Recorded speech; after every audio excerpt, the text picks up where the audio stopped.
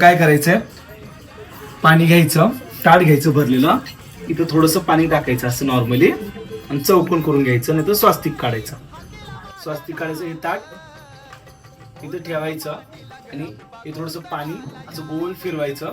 फिरून झाल्यानंतर आई कावबाईला विनवणी करायची, जसं आपला घरात अन्नपूर्ण देवता जशी पाणी भरते आई साहेब, तसंच माझ्या घरात सुद्धा अन्नपूर्ण देवता पाणी भरू दे, माझ्या धनधान्याला यश बरकत येऊ दे, ही आई साहेबांना प्रार्थना करायची. त्याच्यानंतर काय करायचं, प्रत्येक घास काय करायचं, थोडं थोडं तोडून घ्यायचं. सगळं एक थोडंसं पदार्थ जे आपण केले ना, भात भाजी आमटी कोरडी पापडी, हे जेवढं काय केलं आपण तेवढं एक घास असं घ्यायचं आणि देवीच्या असं मुखाला लावायचं. आई तुळजा माते रूप तुझं दाव, गोंधळ मांडी लाग अंबा गोंधळाला याव.